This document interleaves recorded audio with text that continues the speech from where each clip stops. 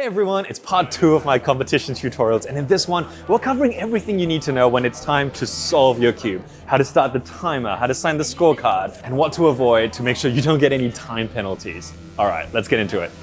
So once they call your group and you've deposited your cube at the drop-off table, head straight to your station number and sit behind the timer. It's very important that you don't go near the scrambling table, because if you see what the scrambles are, you will be disqualified from solving. At the station, you'll see a bunch of different items, but the only things that concern you are the timer and the mat. While you're waiting for your scrambled cube to come out, you're more than welcome to try out the timer to make sure you know how to use it.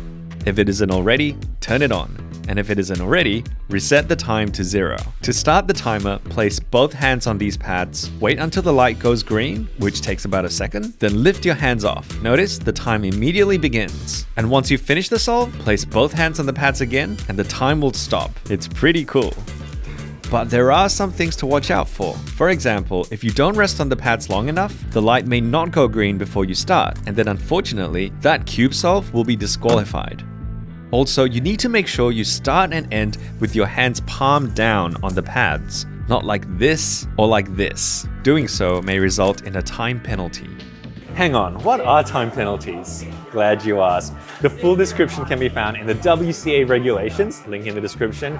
But in short, we need rules to make sure that everyone has the same conditions when they solve the cube. So if anyone breaks those rules or gets an unfair advantage, the judge may have to penalize them by adding 2 seconds onto their final solve time. This is called getting a +2. Stopping the timer like this will get you a +2. On to the solve. Once your cube is ready, a runner will bring it out to your station in a box. Make sure you don't look inside the box as your judge places it down on the mat. Your judge will then ask, "Are you ready?" And you have up to 1 minute to respond. Once you are ready, let them know by saying, "I'm ready," and the judge will lift the box and give you 15 seconds to inspect the cube before you start solving. There are a few super important things to note here. Firstly, you cannot turn the cube during this inspection time. Secondly, the judge will warn you when you've reached 8 and 12 seconds by literally saying 8 seconds and 12 seconds. Remember that the timer takes a little while before the light goes green.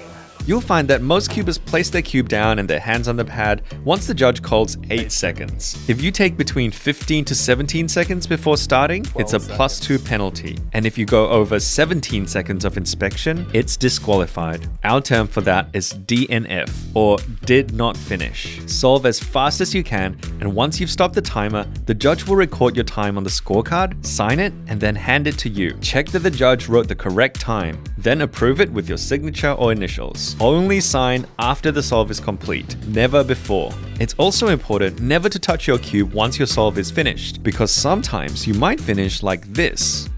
If your cube is 1 turn away from being completed, it's a +2 penalty. Note that this is a DNF because it's considered to be 2 moves away from being solved. If the layer is only slightly off, again, don't touch it. Let the judge or a delegate decide whether or not it's okay.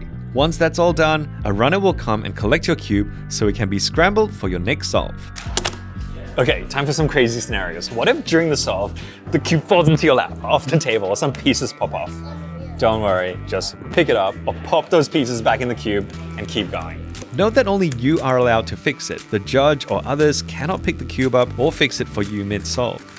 But what if during inspection you realize they gave you the same scramble as before or gave you someone else's cube? No problem. Just inform the judge, who will inform the delegate, who'll give you an extra solve. Too easy. Oh, how about filming yourself, just in case you get a world record? Well, often people get family or friends to record the solve for them, which is easiest. But if you want to do so yourself, there are some rules. Firstly, the camera has to be placed on the table. Second, you should not be able to see the screen while it's recording. And finally, you can't touch the camera during the solve. So you need to start recording before you inspect and only stop after the whole solve is done. For obvious reasons, you are not allowed to cheat during the solve. That includes things like looking up algorithms mid-solve, wearing electronic headphones, earmuffs are fine, or even talking to the people around you about the scrambles. Even saying things like, "Oh, that last one was so hard," because you might be giving people hints. You are allowed to chat between solves, of course. Just make sure it's about something like, I know, the weather, or why you should subscribe to Tingman. Right, Tom? It's just an example. Once your 5 solves are finished, congrats, you're done. Make sure you take your cube with you as you leave the competitor's area. Maybe say thanks to your judge for their amazing judging, as you consider how you can be a judge yourself. It's a really important job. So if you haven't done it before, or if you want a refresher, make sure you watch part 3 of this tutorial. See you there.